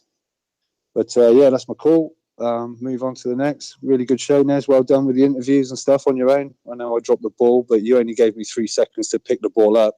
But nah, you know what that was? That was just a very quick connection with the trainer, so no need to have you as an intermission. That was it. All right, yeah, but to say that, you then said I dropped the ball, but that's good. That's well, fine. you did give me a few moments of radio silence. Oh, yeah, while she was, yeah, you should have just played that. I'm just saying, once you go back and listen to the playback, you'll be like, oh, I see what he's talking about. But listen, Rob, thank you for calling in. We're gonna go out to a couple of other callers. We do know that everyone is there. Let me just mention you, George. I see you. You're a first-time caller. Do not hang up. Hang in with me. One more call, my friend, and you will be next. Michael Ferris. Hold on. I know what you're going to say. Michael Ferris, you must send a friend request if you want to be part of this call on Skype. That's NESTORGIBBS. And we're going out to our ringer, KM Star. Good morning, KM Star. How is it? Well, afternoon over here on the East Coast now. What's up, brother? Or noon. Nothing. How you guys doing? I like the guest call. That's incredible. Someone signed him up for Golden Gloves for him, and that's how he became a heavyweight boxer. That's almost crazy. But, you know, what this show made me think is how much difference just a few months make, right? Because I remember not too long ago when I was like, yeah, Wilder should fight Dillian Whyte. It'll build his profile, blah, blah, blah. And now if you ask me, I mean, I think fully objectively, I don't think the fight makes sense for him anymore. Like, what does he need Dillian Whyte for? Nothing. I think the UK folks are well aware of who Deontay Wilder is. They're well aware of where Dillian Whyte stands with respect to Deontay Wilder, skill-wise and talent-wise and power-wise. And it's, like, not necessary anymore. Like, it's just an irrelevant fight now. So I'm glad that I've heard other callers call in, even UK callers, and say, no, you know what? We don't need that anymore. You know, the profile build doesn't need to be that, you know, so that's great news. That's all I really wanted to say, that, like, right now, I don't really care about this fight. But Go ahead, I'm sorry, guys. Yeah, I was just gonna say, but what about from the standpoint if Anthony Joshua gets this introductory debut with Big Baby? What does Wilder do next? Does he fight the number 2 in Brazil just because it's in-house, or does he go for the quote unquote? And I'm using air quotes because allegedly the Dillian Whyte fight was $4 million and it should be this amount of money, whatever. I mean, what do you do if you're Wilder? You mean in terms of just being active and getting paid? I mean, I think that's a good question. I don't know, is White the right guy, though? The one who will command the most pay for him and keep him busiest? I mean, I guess he would do it under those circumstances. But remember, before it was like this was the right way to go for him for his career and to get the Joshua fight. I don't think it's necessary to do that anymore. If it's just something for him to stay in shape and be busy, then yeah, I guess it's all right. But I think you mentioned already a few other worthy fighters, you know, that he could take on that would be better than White. I mean, even Brazil would be better. I don't know anyone that makes any better sense, though, KM Star. I mean, at this point, if you can't get Anthony Joshua, I don't want to see you fight Brazil. Is Brazil just as good of a fight in terms of there's only one name. Aggression? Go ahead, Matt. There's only one name that can actually... Probably more durable. There's only one name that actually can beat a White for relevance, and it's Povetkin, unfortunately. You would have to go back and take that fight. I was thinking Povetkin, too. I was thinking him. I didn't even want to reward him, though. You know, he's so dirty. I personally don't like to bring his name up for that reason. But, yeah, Matt's right. But let me address that. I think you said, shit, man. I let you go ahead and not to cut you off. You said something right after Matt. Fuck. It's okay, Ness. It's the Wii, man. Drink some coffee.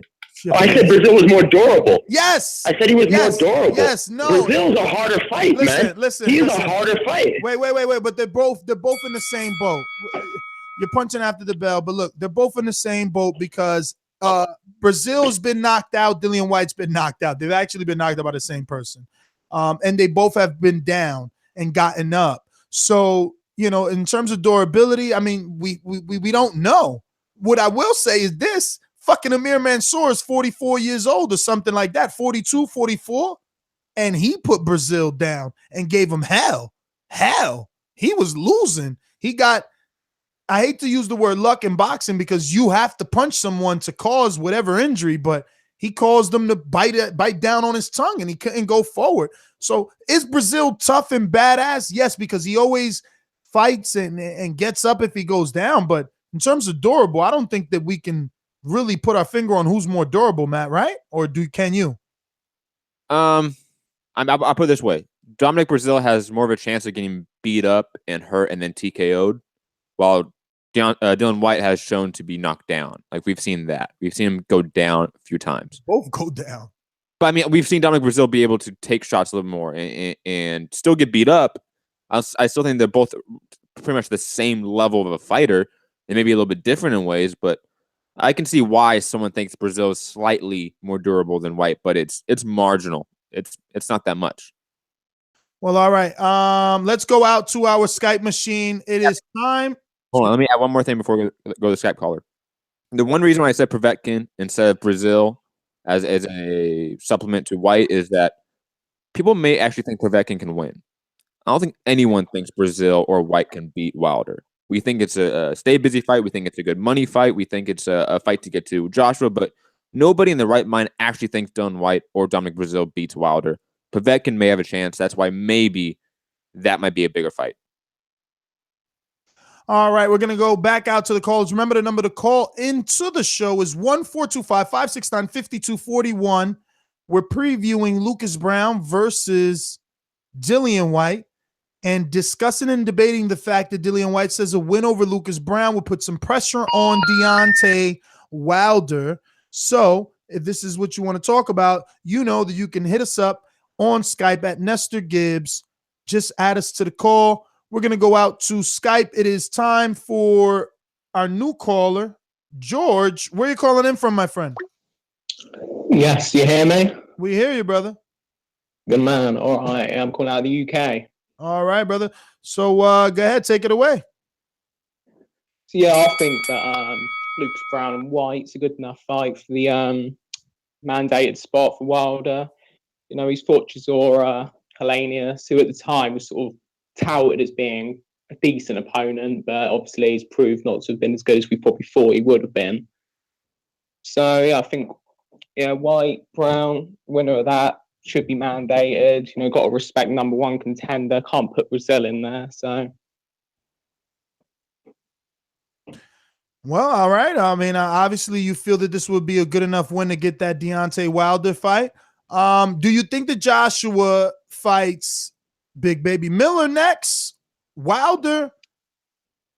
Or of course, we all want Wilder, of course. But you know, I have actually spoke with Eddie Hearn recently. So, if you'd like some news on that, I can give you a bit of inside knowledge. We'll take it. You spilling it, we're mopping it up. Yeah. So basically, I run a charity firm, and we do a bit of business with Matchroom. And I had a chat with Eddie after the meeting, and he said he'd be on to Al Heyman and Lewis the Cubis straight after the Parker fight. So you saying he said after the Parker fight he'll be contacting Louis the Cubis? Yes, I'm saying that. Yeah, he wouldn't give too much away to me, and I can't really say too much because it ruined communication with me and Eddie. But he is basically indicating that yes, he will be in contact immediately after the Parker fight. That's great news. Let's hope that it actually happens, man. You know, he didn't reply to some Shelly Finkel email, so we just don't know. Yeah, he did. Yeah, he dished the dirt at old Shirley Winkle, as he likes to call him. So Yeah, he said he won't be dealing with with Finkel and the negotiations. Yeah, he made that clear in a few interviews there. So I guess that's about it, brother. I'm gonna go ahead and get to some other calls. Sorry to keep you waiting so long, but definitely enjoyed you calling in. Hope you continue to call in. Don't forget to subscribe to the YouTube channel to get those notifications. But it's best to hit the notification bell so that can actually happen.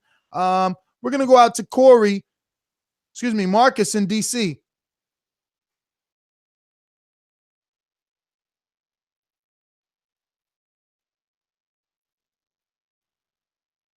Marcus going once.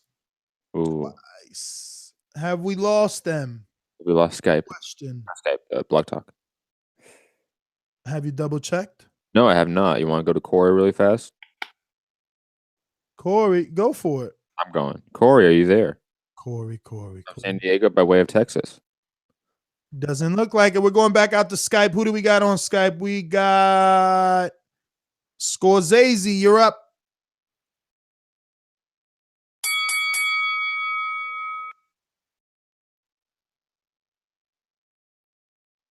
Scorsese.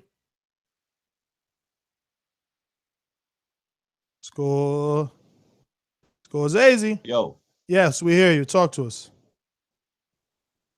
Yeah, man. All right, fuck all that Wilder Joshua talk. We're gonna talk about this bald head motherfucker you just interviewed, lying, right? Okay, so your charge come up talking about, bruh, you ain't never made M's. Nigga, you ain't never had a belt, bruh. You ain't had shit. You are almost ass nigga. Only thing you got on you is a cancer story, bruh. And people are literally tired of hearing it. It's a good one, but they tired of it. So when Charlo tell you, drop your whack ass opponent, mine out, let's get it on. Ain't no more need for the histrionics and all that shit. Go to Al Heyman. You know what I'm saying? Go to Al Heyman. Is beef, we can handle it in the ring. How many times the Charlo brothers got to sit around and tell y'all, we don't want to be bad guys. These niggas just be putting us in this situation. We try to fix it. But y'all, people just want them to put on these shows, look like fucking dumb niggas out here for you can start treating them like Adrian Broner and shit. Man, look, fuck Danny Jacobs. It's simple as that. You almost ass nigga. That's all you are. You are almost ass. Nigga, I could get real volatile right here, right now with my almost. You fuck it. I'm going there because I'm tired of this pussy shit and butt. You almost died of cancer. You almost beat Triple G. You are almost ass nigga. And you almost had a fight with Charlo, but your pussy ass talked about millions instead. Nobody want to hear about your money. You ain't won a belt. You got your punk ass knocked out when you tried for one, and you almost won the next one.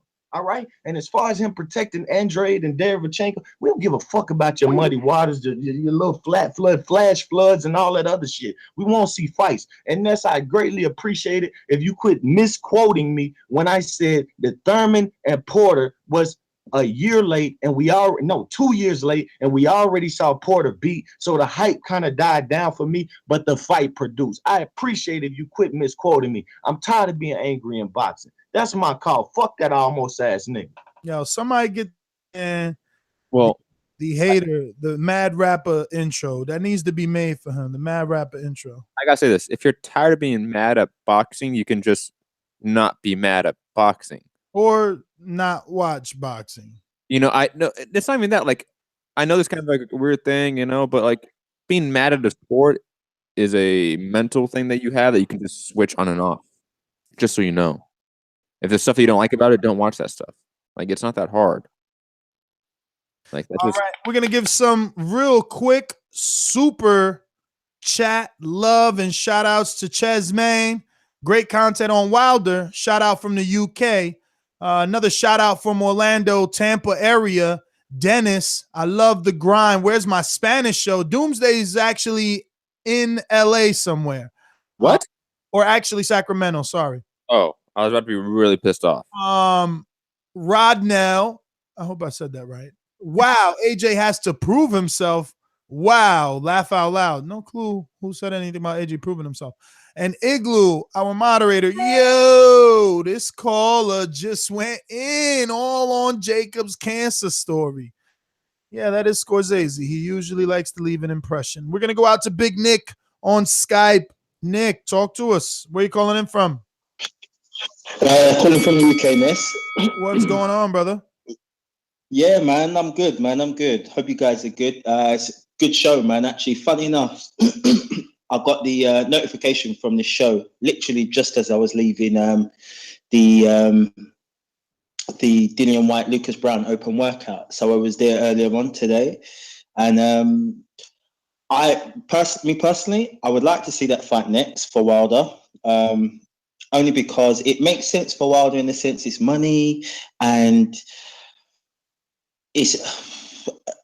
I mean, I think I don't think it's that dangerous a fight because I don't know. I don't think Lucas Browne is. Not Lucas Browne. Dillian Whyte is that big a puncher. But being at the open workout today, I think if Dillian Whyte wins that fight successfully and he looks good doing it, I think that's the fight that needs to be made.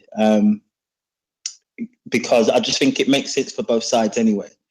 And I do think if Dillian Whyte's the WBC the number one mandatory, I think he should get the spot. I think it should be made. You know what I mean? He's clamoring for that fight. But I know speaking to their brothers, they were his brother, Dillian Whyte's brothers earlier.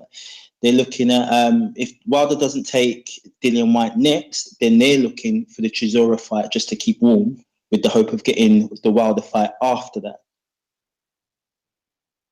Sounds like a plan.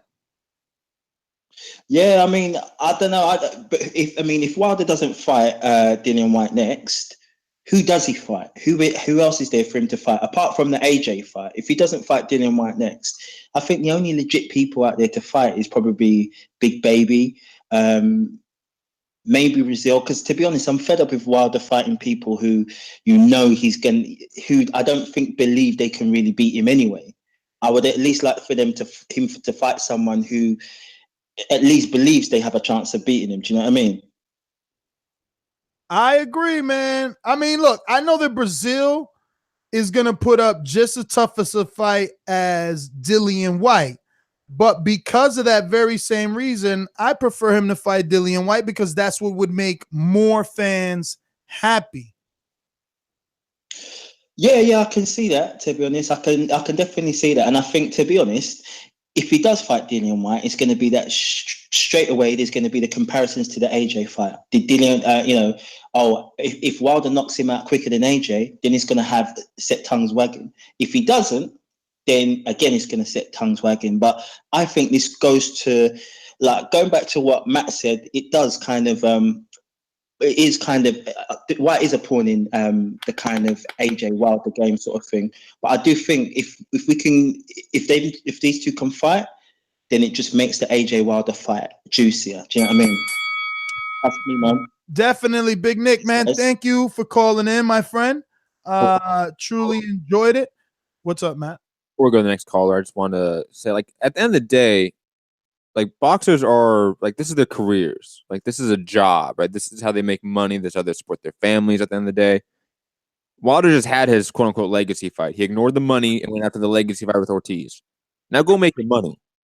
Go support the family. Go support the reality TV endeavor and entrepreneurship that you are trying to do. Go make your money now. Go make your bag is what I would say to Wilder. And Dillian Whyte representing $4 million at least is more than he will make with Brazil. Like, we know, Ness. We know the financials of the U.S. market. We know the financials of probably that fight probably very well. That fight does not make $4 million for Wilder. It just doesn't. I mean, on the back end, nothing. Go to the UK, get that knockout win against Whyte. Yes, it does nothing to your legacy, but it's a name that will get you a bag. Go do that. It's a job. Yeah, man, for sure. Rob, final thoughts from over there in the cold country of the UK. It's always snowing in the UK. I guess Robbie's driving. But Matt, any final thoughts? I know you kind of went on your rant. Now, you should have cued me to put the beat on for you. That's okay. Final thoughts. I think Wilder, if Wilder doesn't get the AJ fight next, which is a possibility, it's definitely possible, get the Whyte fight. That represents probably the most money you're going to get. It represents a direct link to Joshua in terms of, fighting a common opponent. Yes, Wilder doesn't want that because he doesn't want to be compared to AJ in some way, but get over it. Like, this is the boxing game. You're going to be compared to guys regardless of if you fought the same person. So fight the same person, knock him the fuck out, collect a bag, and go get that AJ fight. I'm Matt the Hipster Hunter. You can find me at Mixed Combat News on Twitter, Mountain TBV on Instagram. MMA podcast, Mixed Combat Radios on Patreon, SoundCloud, YouTube, iTunes, etc. Patreon.com/ThaBoxingVoice to help support the channel and get hours and hours and hours of extra content. Peace. Yes, I'm your host, Nestor Gibbs. Find me on Instagram and Twitter. Very grateful to have brought you this heavyweight episode with two heavyweights discussing heavyweights, one world-renowned trainer and one part-time co-host. Nah, shots taken because that's what I like to do. Put smiles on my face when I can. Hold on. Shots. Definitely go back this last week. I've done more shows than you. Oh yeah, whatever. Come on. Whatever. But anyway, final thoughts. Yo, man, listen, if it's all on Joshua. He's the cash cow, he's the Canelo, the Mayweather of our generation at the moment. And it's what he says. If he says he's not fighting Wilder next, well then Wilder, I think, needs to fight Dillian Whyte because it's the best fight. I don't think that Brazil would be that.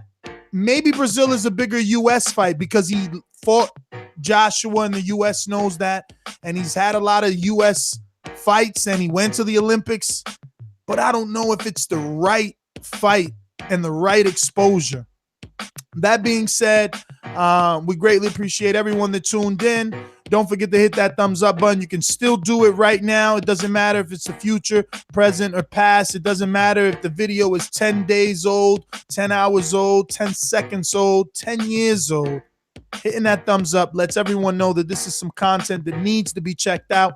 Don't forget to drop us those 5-star reviews on iTunes, continuing to keep us as the #1 boxing podcast in the world. Google it. We're on iTunes. We would love those reviews. If you're listening to us on TuneIn, Stitcher, show us some love there as well. Don't forget to subscribe to the YouTube channel. We're very, very close to 69,000 subscribers. We continue to grow. Thank you to you guys. We got 68,924 subscribers on YouTube, 34,000 subscribers on Instagram, about 16,000 or 15,000, I believe, on Twitter. Man, we're growing. We're grateful. We just want to thank everybody that continues to listen. And we'll be back with another one. Peace.